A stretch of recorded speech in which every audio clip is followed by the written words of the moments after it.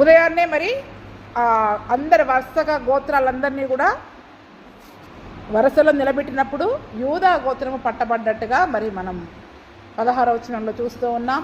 యూదా వంశాన్ని దగ్గరికి రప్పించినప్పుడు జరహీల వంశాన్ని పురుషుల వరుసలో రప్పించినప్పుడు జబ్ది అనే ఒక వ్యక్తి పట్టబడ్డాడు. అతని ఇంటి పురుషుల వరుసను రప్పించినప్పుడు యూదా గోత్రములోని జరహు మునిమనుమడు, జబ్ది మునిమనుమడు, కర్మీ కుమారుడైన ఆకాను పట్టబడ్డాడు. అప్పుడు యెహోషువ ఆకానుతో అన్నాడు. చూసండి ఎలా పట్టుకున్నారు చెప్పండి. చీట్లు వేసేవాళ్ళు. అప్పట్లో ఎలా పట్టుకునేవాళ్ళు వీళ్ళు? చీట్లు వేసేవాళ్ళు. చీట్లు వేసి వీళ్ళని పట్టుకునేవాళ్ళు. ఇప్పుడు యోనా సంగతిలో కూడా మనం చూసుకున్నట్లయితే యోనా ఎవరిని బట్టి అసలు ఈ ఉపద్రవం మన మీదకి వచ్చిందో మనం చీట్లు వేద్దాం రండి అని చెప్పి ఏం చేశారు చెప్పండి. అక్కడ చీట్లు వేస్తే పేరు ఎవరి మీదకి వచ్చింది?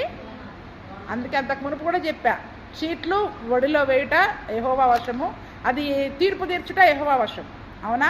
చీట్లు అనేది మనం వేస్తాం, కానీ దానికి కరెక్ట్ తీర్పు అనేది ఎవరి ద్వారా వస్తుంది?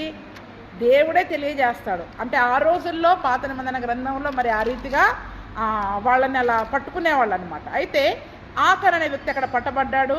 అప్పుడు యెహోషువ అంటున్నాడు ఆకానుతో, నా కుమారుడా, ఇజ్రాయేలు దేవుడైన యెహోవాకు మహిమను చెల్లించి ఆయన ఎదుట ఒప్పుకొని, ఏమంటున్నాడు?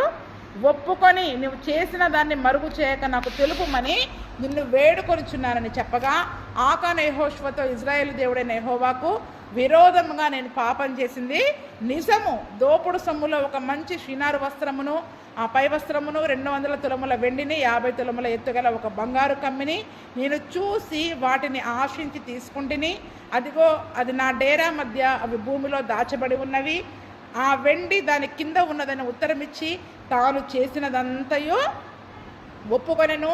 అప్పుడు యెహోషువ దూతలను పంపగా వారు ఆ డేరా యొద్దకు పరిగెత్తుకుని వచ్చినప్పుడు అది డేరాలో దాచబడి ఉండెను, ఆ వెండి దాని క్రింద ఉండెను. అంటే చూడండి, అక్కడ యెహోషువ ఆకానుతో అంటున్నాడు, నా కుమారుడా, నువ్వు దేవునికి మహిమ చెల్లించు. దేవునికైతే మహిమ చెల్లించి నువ్వు చేసింది ఒప్పుకో. చాలామంది ఒప్పుకోవట్లేదు ఈ రోజుల్లో. ఇది నయ్య గారు చెప్పింది కూడా అదేంటంటే, ఇది వాళ్ళకు వచ్చిన ఆలోచన కానీ ఆ యొక్క అపోహలు కానీ నిజం అనుకుంటారు, కానీ అది తప్పని వాళ్ళకి తెలియట్లేదు. అందుకనే ప్రతి చిన్నదైనా పెద్దదైనా ముందు మనం దేవుని దగ్గర ఏం చేయాలి? ఒప్పుకోవాలి. మన అతిక్రమాలు, మన పొరపాట్లు అది కరెక్టా కాదు. ఎందుకంటే వద్దు అని దేవుడు చెప్పిన తర్వాత కూడా నువ్వు చేసావు అంటే అది తప్పే. కాబట్టి నీ తప్పును నువ్వు ఒప్పుకో అన్నప్పుడు వెంటనే ఒప్పుకున్నాడు. వెంటనే ఒప్పుకున్నాడు. నేను చేయలేదని చెప్పుంటే ఏమయ్యేది చెప్పండి? ఈరోజు ఆ రోజు దేవుడే తెలియజేశాడు ఆ వ్యక్తి ఎవరనేది, కానీ ఒప్పుకున్నాడు. ఈరోజు దేవుడు తెలియజేస్తున్నా కూడా చాలామంది మేము ఆ పొరపాటు చేయలేదన్నట్టుగా ఉంటున్నారు. ఎలాగుంటున్నారు? మేము ఆ పొరపాట్లు మాలో లేవు అన్నట్టుగా ధైర్యంగా ఉండడం ద్వారా ఈరోజు మన జీవితంలో అభివృద్ధి అనేది ఉండదు. అతిక్రమాలను విడిచిపెట్టువాడు కనికరం పొందుకుంటాడు, వర్ధిల్లుతాడు. దాచిపెట్టువాడు వర్ధిల్లడు. ఒప్పుకొని విడిచిపెట్టేవాడే వర్ధిల్లుతాడు. ఈరోజు మన జీవితంలో ఆశీర్వాదాలు, దీవెనలు, అభివృద్ధి కావాలి అంటే ముందు మన తప్పులు ఒప్పుకొని విడిచిపెట్టేయాలి. మన తప్పులను ఒప్పుకొని విడిచిపెట్టేయాలి. విడిచిపెట్టినంత వరకు కూడా మరి మనము దేవుని దృష్టిలో ఇంకా దోషులముగానే ఉంటాం. అందుకని నిన్న యోహాను పత్రికలో చదువుకున్నాం కదా, తన తప్పుని మనం ఒప్పుకుంటే ఆయన దుర్నీతి నుండి మనల్ని కడిగి నీతిమంతులనుగా చేస్తాడు, పవిత్రులనుగా చేస్తాడు. అంటే అపవిత్రులం అయిపోయాం. ఏం చేస్తాం ఇప్పుడు మనం? ఆ పాపాన్ని బట్టి అపవిత్రులం అయిపోయాం. ఆ అపవిత్రత నుండి తొలగిపోయి పవిత్రులముగా మరి మనము మార్చబడాలి. ఈరోజు చాలామంది ఒప్పుకోవట్లే. ఇంతసేపు మేము చేసేది రైట్ అనుకొని సేవకులకు కూడా చెప్పడం మానేస్తున్నారు. ఎందుకంటే వాళ్ళకి అదే రైట్, కాబట్టి సేవకులకు చెప్పడం కూడా మానేస్తూ ఉన్నారు. అప్పుడు వెంటనే చెప్పాడు, అవునయ్యా నేను పాపం చేశాను, నిజమే. ఎందుకు అంటే నేను అక్కడ ఆశపడి నేను తీసుకున్నా. వాటిని చూసినప్పుడు నేను ఆశపడి ఒక షినారు వస్త్రము, పై వస్త్రము, 200 తులముల వెండి, 50 తులముల ఎత్తుగల బంగారు కమ్మి నేను ఆశపడి తీసుకున్నవి నా డేరా మధ్య భూమిలో దాచబడి ఉన్నవి. వీళ్ళేమో వెండి బంగారాలంతా నిజానికి ఎక్కడికి రావాలి? దేవునికి ప్రతిష్ఠితమైనది అది. అవునా? ప్రతిష్ఠితమైనది వెండి, బంగారము, ఇనుము, ఇత్తడి. అంటే ప్రతిష్ఠించబడిన ఆ యొక్క వస్తువులను ఇప్పుడు ఏం చేశాడు ఇతను? అవునా కాదా? మొట్టమొదటిది శాపగ్రస్తమైనది ముట్టుకోవద్దు. రెండవది ఈ వెండి బంగారాలు ప్రతిష్ఠించబడ్డాయి. ఈ ప్రతిష్ఠించబడినవి కూడా ముట్టుకోవడానికి వీళ్ళది దేవుని సన్నిధిలో ఉండాలి. ముట్టుకోవద్దన్నవి ముట్టుకున్నారు, దేవుని దగ్గరికి వెళ్ళాల్సినవి ఇంట్లో ఉన్నాయి. అవునా? అంటే చూడండి, ఈరోజు మన దశం భాగం ప్రతిష్ఠితమైంది, 10వ వంతు ప్రతిష్ఠితమైంది. కృతజ్ఞతార్పణలు, స్వేచ్ఛార్పణలు, కొన్ని ప్రతిష్ఠితార్పణలు ఉంటాయి. ఆ ప్రతిష్ఠితార్పణలని చాలామంది ఏం చేస్తుంటారు? ఇవ్వకుండా ఇంట్లో దాచిపెట్టుకుంటారు. ఏం చేస్తున్నారు? ఇవ్వకుండా ఇంట్లో దాచిపెట్టుకోవడం ద్వారా కూడా, అంటే ఇది ఎంతసేపు శపితమైన దాని గురించి ఆలోచిస్తుంటారు చాలామంది. కానీ ప్రతిష్ఠితమైన దానిని, దేవునికి ఇవ్వాల్సిన దానిని, దేవుని ధనాగారంలో ఉండాల్సిన దాన్ని, దేవుని మందిరంలో ఉండాల్సినవి, ఆ ప్రతిష్ఠితమైన దానిని మన ఇంట్లో దాచిపెట్టుకోవడం ద్వారా ఉగ్రత, శిక్ష మన కుటుంబాల మీద కూడా వచ్చే అవకాశం ఉంది. ఎందుకంటే అక్కడ వెండి బంగారాలు ఖచ్చితంగా దేవుని ధనాగారానికి వెళ్ళాలని చెప్పారు. కానీ ఇతను ఏం చేశాడు? ఈ వెండి బంగారాన్ని తెచ్చి తన ఇంట్లో, తన మధ్యలో, మరి గుడారం మధ్యలో అక్కడ దాచిపెట్టుకున్నట్టుగా చూస్తూ ఉన్నాం. అందుకనే మరి చెప్పినప్పుడు వెంటనే వాళ్ళు వెళ్ళి దూతలను పంపించినప్పుడు అతను ఎక్కడైతే చెప్పాడో అక్కడ అవన్నీ ఉన్నాయి.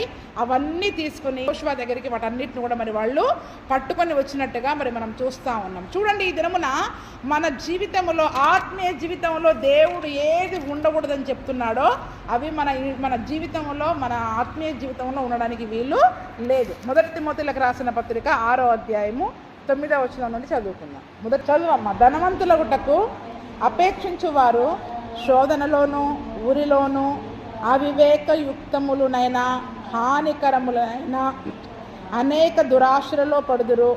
అట్టివి మనుషులను నష్టములోను, నాశనములోను ముంచివేయును.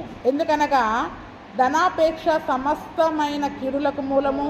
కొందరు దానిని ఆశించి విశ్వాసము నుండి తొలగిపోయి నానా బాధలతో తమ్మును తామే పొడుచు కొనిరి. 7వ వచనం కూడా చూసుకుంటే, మనం ఈ లోకంలోనికి ఏమీ తేలేదు, దీనిలో నుండి ఏమీ తీసుకొని పోలేము. కాగా అన్న వస్త్రములు గలవారమై ఉండి వాటితో తృప్తి పొంది ఉందాము. ఆ దినమున వాళ్ళకి అన్న వస్త్రాలు ఏమైనా తక్కువయ్యాయా చెప్పండి? ఇవి ఆశపడి తీసుకోవడానికి అన్న వస్త్రాలు ఏమైనా తక్కువయ్యాయా ఆకానికి? అంటే ఏం ఆశపడ్డాడు? ఇవి నా దగ్గర ఉంటే మా కుటుంబంలో కాస్త నేను ధనవంతునిగా ఉంటా, కాస్త ఉండాల్సిన దానికంటే బంగారం ఎక్కువగా ఉండాలి, ఉండాల్సిన దానికంటే వెండి ఎక్కువగా ఉండాలి, ఉండాల్సిన చీరల కంటే పట్టు చీరలు ఎక్కువగా, చెప్పండమ్మా, అంతేనా కదా? అందరికంటే కాస్త ఖరీదైన పట్టు చీరలు, బట్టలు నా దగ్గర ఉండాలి అంటే ఇప్పుడు అవే ఆశపడ్డా లేదా ఆకాను? ఆకాను ఆ రీతిగా ఆశపడ్డాడు. ఇప్పుడు మనమే ఆశపడేది కూడా అంతే కదా. మా కులంలో, మా చుట్టాలలో అందరికంటే బంగారం నా దగ్గరే ఉండాలి, వెండి నా దగ్గరే ఉండాలి. వెండి అంటే ఇప్పుడు మనం ఏం వేస్తారు? పట్టీలు గలగలేసుకుని తిరుగుతూ ఉంటారు కదా. ఎన్ని తులాల వెండి ఉంది, ఎన్ని తులాల బంగారం ఉంది, ఎంత ఖరీదైన బట్టలు ఉన్నాయి, ఇంత విలువ గల బట్టలు ఉన్నాయి, గొప్పగా చెప్పుకోవడానికి ఆశపడ్డాం. అది కీడుకే మూలం, అది కీడుకే మూలం. అవేవి మనం పట్టుకొని పోలేము. అవసరానికి దాచిపెట్టుకోండి, కానీ నలుగురిలో చూపించుకోవడానికి కొనుక్కోకండి.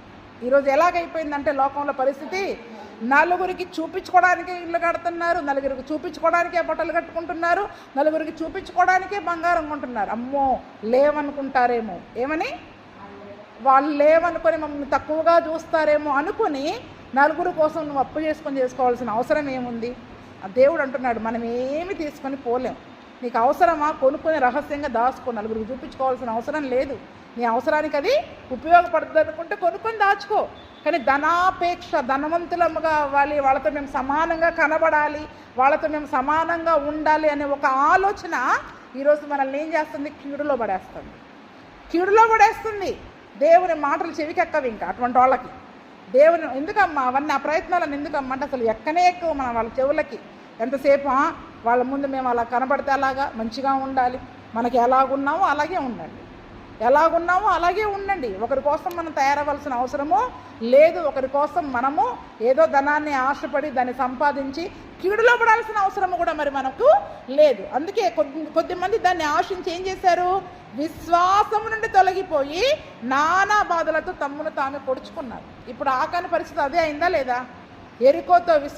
ఎరికోని విశ్వాసంతో జయించారు. ఏమైపోయిందా విశ్వాసం? వద్దన్న దాన్ని చేయడం ద్వారా విశ్వాసము నుండి తొలగిపోయి నానా బాధలతో ఇప్పుడు తన్ను తాను పొడుచుకున్నాడు, తన కుటుంబాన్ని కూడా పొడి చేశాడు. కీడులో పడిపోయారా లేదా? తన కుటుంబం అంతా కూడా వీళ్ళు శాపగ్రస్తులైన వారు మీలో నుండి వెలివేస్తే కానీ చంపితేనే కానీ నేను మీకు తోడుగారని దేవుడు చెప్పేశాడు. ఇప్పుడు చంపాల్సిందే కదా వాళ్ళని, ఖచ్చితంగా చంపాల్సిందే. అంటే దేవుడు ఏదైతే వద్దని చెప్తున్నాడో వాటినే మళ్ళీ మళ్ళీ మళ్ళీ మనం చేసే ప్రయత్నం చేసి ఏం చేస్తూ ఉన్నాం చెప్పండి? కీడులో పడుతున్నాం, విశ్వాసంలో నుండి తొలగిపోతూ ఉన్నాం, బాధలను కొని తెచ్చుకుంటున్నాం. ఏం తెచ్చుకుంటున్నాం? బాధలను కొని తెచ్చుకుంటున్నాం. బాధ, కష్టము, దుఃఖము మనం తెచ్చుకుంటున్నాం. నలుగురిలోకి వెళ్ళినప్పుడు మనం ఎలా ఉందామో అలాగే ఉండండి, సిగ్గుపడాల్సిన అవసరం లేదు.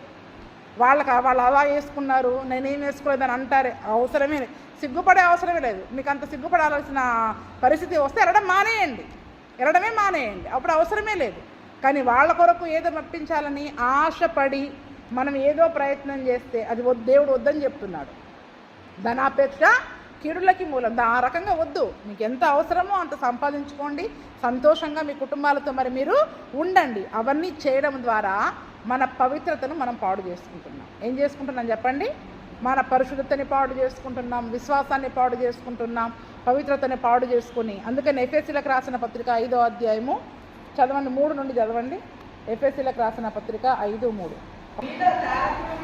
మీలో జారత్వమే కానీ, ఏ విధమైన అపవిత్రతే కానీ, లోభత్వమే కానీ వీటి పేరైనా ఎత్తకూడదు.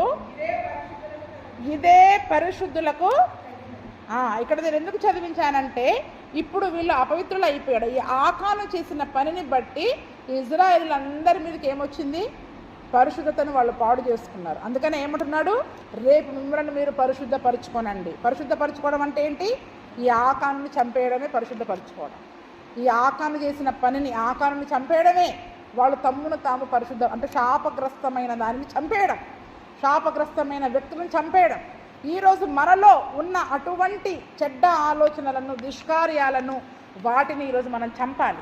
దేని వలన మనం అపవిత్రులమవుతున్నాం? అపవిత్రత అనేది పరిశుద్ధులకు తగింది కాదు. ఏది వద్దనది చేసి మనం అపవిత్రులం అయిపోతున్నాం, మన పరిశుద్ధతను పాడు చేసుకుంటున్నాం. అందుకని ఏమంటున్నాడు? జారత్వమే కానీ, అపవిత్రతే కానీ. ఎలాగ అపవిత్రులమవుతున్నాం? వద్దన్నవి చేయడం ద్వారా, పరిశుద్ధతను పాడు చేసుకోవడం ద్వారా. అపవిత్రతే కానీ, లోభత్వం, అసలు వీటి పేరే ఎత్తొద్దు, ఇది పరిశుద్ధులకు తగిందే కాదు. కానీ మనలో ఏమున్నాయి ఇప్పుడు?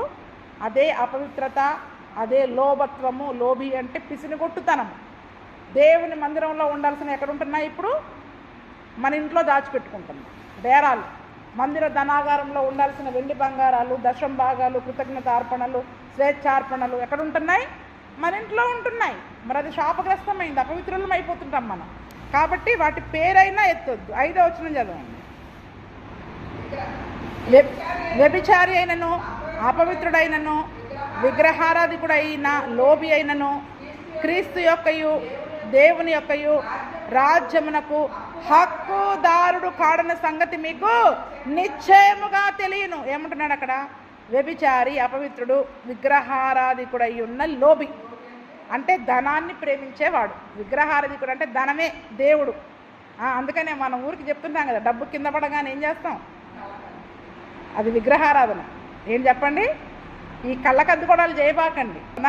కళ్ళకద్దుకొని, ఎందుకంటే వాళ్ళకంటే అది దేవత పేరు లక్ష్మి అని వాళ్ళు భావిస్తారు. కాబట్టి ధనాన్ని లక్ష్మిగా వాళ్ళు చూసుకుంటారు. కాబట్టి అది దేవుడినిగా వాళ్ళు భావిస్తారు. అంటే అది విగ్రహారాధన అవుతుందా? ఇప్పుడు మనం ఆ పని చేయడం వల్ల విగ్రహారాధన అవుతుందా లేదా? అది అందుకనే విగ్రహారాధికుడై ఉన్న లోబి అంటే ధనాన్ని ప్రేమించి దాచుకునేవాడు అనమాట. ఎవ్వరికీ పెట్టడు, పేదవాళ్ళకి సహాయం చేయడు, దేవునికి ఇవ్వడు, ఎవరికీ పెట్టడు. విగ్రహారాధికుడై ఉన్న లోబి అంటే ధనాన్ని ప్రేమించి దాచుకునే లోబి వాడు. ఈ అపవిత్రులము, వీళ్ళు ఎవరు కూడా దేవుని రాజ్యానికి హక్కుదారులం కామంట. ఏదైనా పరలోకానికి పోతా అది ధైర్యంగా చెప్పే హక్కు లేదు ఎవరికి. ఇక ఏంటి? అందుకనే మాటికి చిన్న ఈ హాయి ఒక్కటే కదా, చిన్న పట్టణమే కదా, ఇక్కడ ఓడిపోతే ఏమైంది, ఇక్కడ తప్పైతే ఏమైంది, ఈరోజు మనం అనుకుంటున్నాం. అయ్యగారు అందుకే చిన్న తప్పైనా పెద్ద తప్పైనా ఈ చిన్నవి కూడా మనలో ఉండకూడదని ఎందుకంటున్నాడు?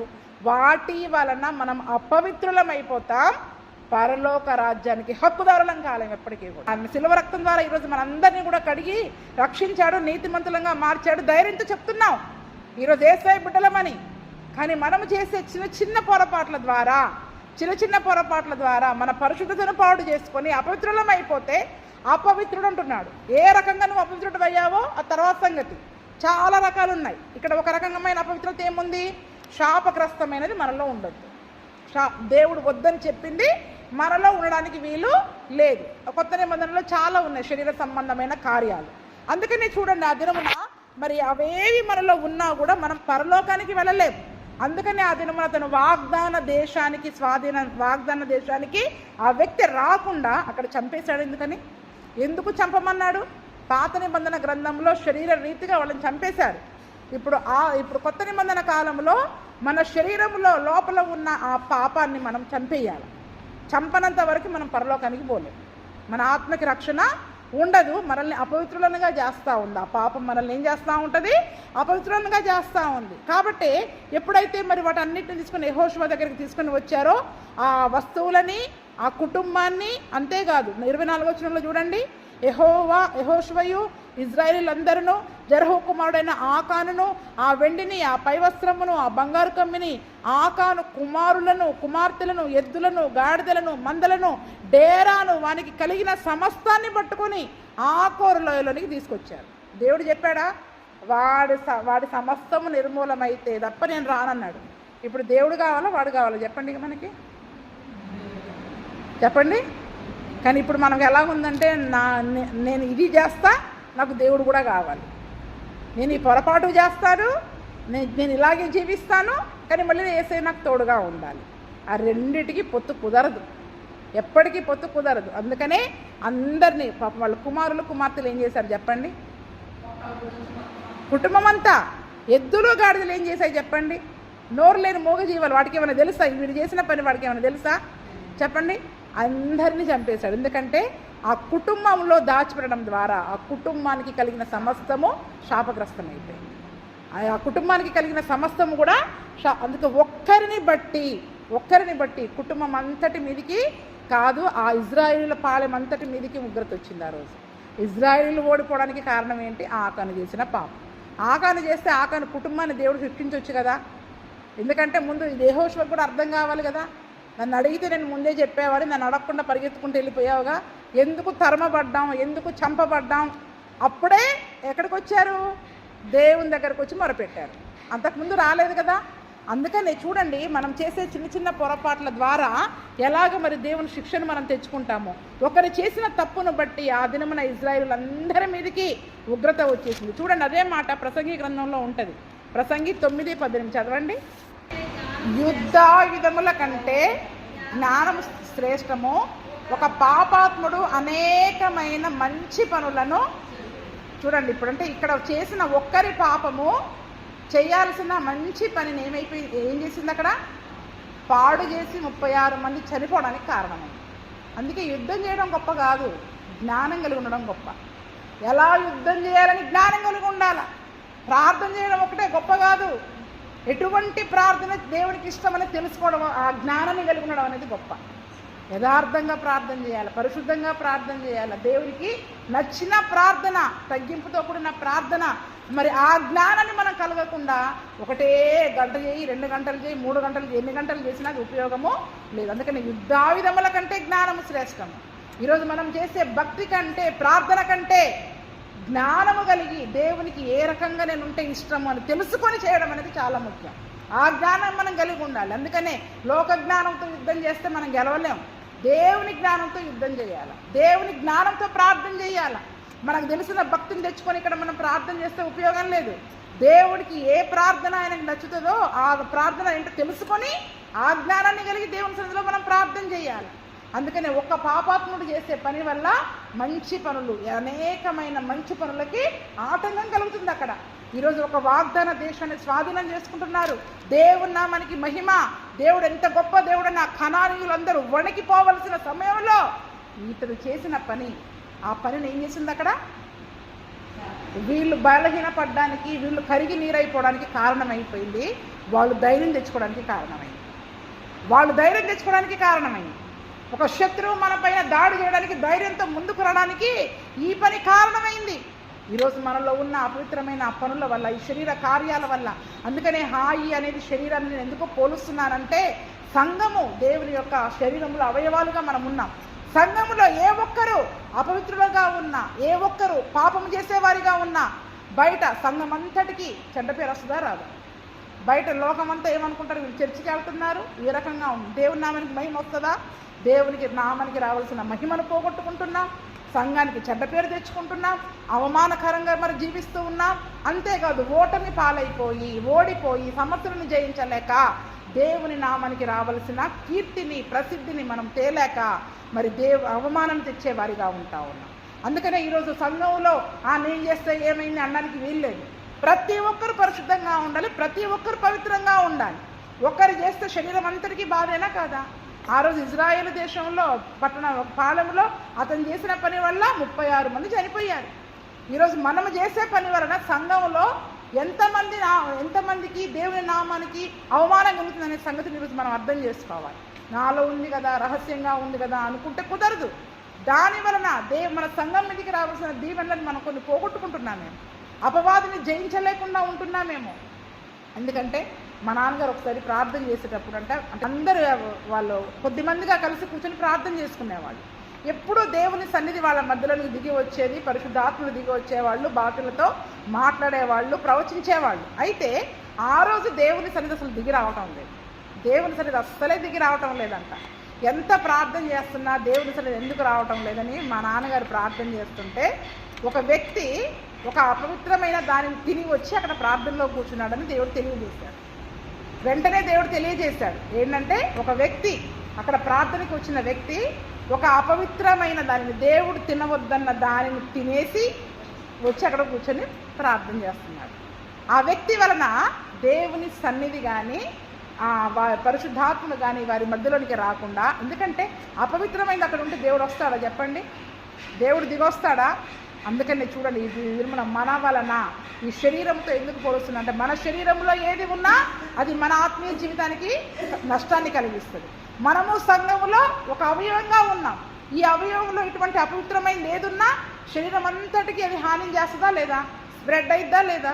స్ప్రెడ్ అయ్యి ఏం చేస్తుంది?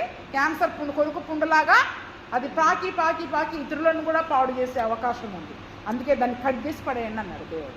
ఏమంటున్నాడు? దాన్ని వాళ్ళని చంపేయండి అని ఎందుకన్నాడంటే, ఆ యొక్క అపవిత్రమైన దానిని మనం కట్ చేసేసి చంపి బయట పడవేసినప్పుడే దేవుని యొక్క అద్భుత కార్యాలు, ఆశ్చర్య కార్యాలు, వాగ్దానాలు మరి మన జీవితంలో మరి మనము స్వతంత్రించుకోగలుగుతాం. సామెతలు 28-22 కూడా చదవండి. ఇంకొక మాట, చెడు దృష్టి గలవాడు ఆస్తి సంపాదింప ఆతురపడును, తనకు దరిద్రత వచ్చునని వానికి ఏంటంట? చెడు దృష్టి గలవాడు అంటే మన దృష్టి ఎక్కడ ఉంటుందనేది మనం ఈరోజు అర్థం చేసుకోవాలి. ఇతను ఆశపడ్డాడు, దృష్టి ఎక్కడ పడింది? ఆకాను యొక్క దృష్టి వాటిపైన పడడంతో ఆశపడి చూచి ఆశపడి తీసుకున్నా. పాపాన్ని ఆశించి మనం ఆతురపడి చేసినట్లయితే, తీసుకున్నట్లయితే దానివల్ల మనం ధనవంతులం అయ్యే సంగతి పక్కన, ముందు దరిద్రం వచ్చేస్తుంది. ఇప్పుడు ఏమొచ్చింది? ఈయన కుటుంబం అంతటికి దరిద్రం వచ్చిందట్టే కదా, దరిద్ర శాపగ్రస్తమైంది అన్నట్టే కదా అది. అందుకని అంటే అసలు ఏమీ మిగల్లేదు ఇక వాళ్ళకి. దేన్ని బట్టి ధనవంతులుగా ఉండాలనుకున్నాడో మొత్తం పోగొట్టుకున్నాడు.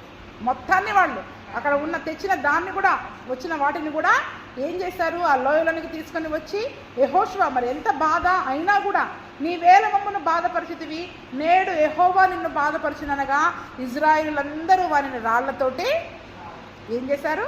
రాళ్లతోటి కొట్టేశారు. దేవుడు చంపమన్నాడు, తప్పదు. ఇంకా వాళ్ళకి బాధే, శరీరంలో వాళ్ళ కుటుంబస్తులే అయినా కూడా చంపక తప్పదు. ఈరోజు మనలో ఉన్న శరీర కార్యాలే, మనం వాటిని ప్రేమిస్తాం. అమ్మో నాకు ఇది అలవాటు మొదటి నుంచి ఉంది, కుదరదు. దేవుడు దాన్ని చంపమన్నప్పుడు చంపేయాల్సిందే, తీసిపడేయమన్నప్పుడు తీసిపడేయాల్సిందే. అలవాట్లన్నీ మనం మార్చుకొని దేవుని కొరకైన నీతిగా, పరిశుద్ధంగా మరి మనము బ్రతకలేకపోయినట్లయితే దేవుని నామానికి అవమానం తెచ్చేవారిగా ఉంటాం. అందరూ రాళ్లతో చావగొట్టారు. వాటిని రాళ్లతో కొట్టిన తర్వాత అగ్ని చేత కాల్చి వారి మీద రాళ్ళని పెద్ద కుప్పగా వేసిరి. అది నేటి వరకు ఉన్నది. అప్పుడు యెహోవా కోపోద్రేకము విడిచిన వాడై మళ్ళు కొనెను. అందుచేత నేటి వరకు ఆ చోటికి ఆకోరు లోయ అని పేరు. ఆకోరు అంటే కిందేమని చూడండి. ఇప్పుడు ఆ బాధలోయ గుండా వెళ్ళడానికి కారణం ఏంటి? ఎందుకు వచ్చింది ఆ పరిస్థితి? ఆ బాధలోయే గుండా ఇజ్రాయేలీలు కానీ ఆకాను వెళ్ళడానికి కారణం ఏంటి? దేవుడు ముట్టుకోవద్దన్నది ముట్టుకున్నాడు, మనలో ఉండొద్దు అన్నదాన్ని ఉంచుకున్నాడు. ఏంటది? మనం అసలు దాన్ని ముట్టుకోవద్దంటేనే తెచ్చి ఇంట్లో పెట్టుకోవడం. చూడండి అక్కడ ఈ యొక్క అధ్యాయం అంతట్లో కూడా మరి ఇజ్రాయేలీలు మొట్టమొదటగా దేవుని దగ్గర విచారణ చేయకపోవడము, రెండవది ఆకారును బట్టి మరి తన యొక్క ఇజ్రాయేలీలు ఓడిపోవడము. మరి దేవుని సన్నిధిలో ప్రార్థన చేసినప్పుడు దేవుడు తెలియజేశాడు, వెంటనే తను కూడా తప్పును ఒప్పుకున్నాడు. కాబట్టి ఈరోజు మనము కూడా ఆకాను వల్ల మన పొరపాట్లను ఒప్పుకొని, ఈరోజు అది అంటే శరీర రీతిగా వాళ్ళని చంపేశారు, కానీ ఈరోజు మనం ఏం చేయాలి? విడిచిపెట్టేయాలి. మనలో ఉన్న పాపాన్ని మనం చంపివేసి విడిచిపెట్టాలి, మనలో ఉన్న ప్రాచీన స్వభావాన్ని విడిచిపెట్టాలి. అందుకనే పాత అలవాట్లు, పాత పద్ధతులు, ప్రాచీన పురుషుడు, ప్రాచీన స్వభావాన్ని ఏం చేయాలి? ఎప్పటికప్పుడు వాటిని మనము విడిచిపెట్టాలి, చంపాలి, శరీర కార్యాలను చంపేయాలి, సిలువకి వేయాలి. ఎందుకు చెప్తున్నాను ఇవన్నీ కూడా? మనం అపవిత్రులం కాకుండా, కీడు తెచ్చుకోకుండా, ఈ బాధలోయ గుండా వెళ్ళకుండా, ఈ బాధలోయ, దుఃఖలోయ, నష్టము, కష్టము మన కుటుంబాల మీదకి, మన సంఘం మీదకి తెచ్చేవారిగా మనం ఉండొద్దు. పరిశుద్ధముగా జీవించినట్లయితే మన జీవితంలో జయాన్ని పొందుకుంటాం, మన కుటుంబాలలో జయాన్ని పొందుకుంటాం. అంతేకాకుండా మన సంఘానికి కూడా మన ద్వారా ఏం కలుగుతుంది? జయం కలుగుతుంది, మేలు కలుగుతుంది, దేవుని నామానికి మహిమ వస్తుంది. ఎవరు ప్రార్థన చేస్తున్నాడు? యెహోవా, నేనేం చెప్పాలా? నేనేమని చెప్పాలా? ఈ ప్రజలకి వాగ్దానం ఉంది కదా, ఎందుకు ఓడిపోయామని చెప్తే నేనేం చెప్పాలి? ఇప్పుడు ఆ ఇజ్రాయేలు ధైర్యం తెచ్చుకున్నారు, వాళ్ళ ముందు నీ నామాన్ని నేను ఎట్లా మహిమపరచాలి అంటే ఒకటే అంటున్నాడు, శాపగ్రస్తమైంది తీసేయి, అప్పుడు నేను నీకు తోడుగా ఉంటే నీకు జయమిస్తా. నువ్వు చేసే ప్రతి యుద్ధంలో నేను నీకు తోడుగా ఉంటా, నువ్వు చేసే ప్రతి ప్రార్థన నేను వింటా, నువ్వు చేసే ప్రతి కార్యంలో నేను నీకు తోడుగా ఉండి నీ జీవితంలో నేను జయమిస్తా. ఈరోజు క్రైస్తవ సంఘాలలో, క్రైస్తవ కుటుంబాలలో జయం పొందుకోకపోవడానికి, బాధల గుండా వెళ్ళడానికి కారణం ఏంటంటే శాపగ్రస్తమైనవి కుటుంబాలలో ఉంటున్నాయి, దేవునికి ఇష్టం లేనివి మనలో ఉంటూ ఉన్నాయి, కుటుంబాలలో ఉంటున్నాయి, మనలో ఉంటూ ఉన్నాయి. వాటి నుండి మనం విడుదల పొందినంత వరకు కూడా మరి మనము ఆ జయాలను మన జీవితంలో పొందుకోలేదు. వాగ్దానం ఉంది, దేవుడు తోడుగా ఉన్నాడు, వాగ్దానాలు ఉన్నాయి, కానీ జయం కావాలంటే మాత్రం, దాన్ని స్వాధీనం చేసుకోవాలంటే మాత్రం మన పరిశుద్ధత చాలా ముఖ్యం. ఏం ముఖ్యమైంది? పరిశుద్ధత అనేది చాలా ముఖ్యమైంది. కాబట్టి మనలో ఎటువంటి పాపము లేకుండా పరిశుద్ధముగా జీవిస్తూ, శాపగ్రస్తమైనవి, దేవునికి అసహ్యమైనవి ఆ కార్యాలు ఏవైనా కూడా మనలో, శరీర కార్యాలు కానీ దేవునికి హేయమైనవి ఏవి మనలో లేకుండా పరిశుద్ధముగా జీవించి ఆయన నామానికి మహిమను తీసుకుని వచ్చే కుటుంబాలనుగా, జీవితాలనుగా దేవుడు మనందరి కుటుంబాలను, సంఘాన్ని స్థిరపరచునుగాక. ఆమేన్.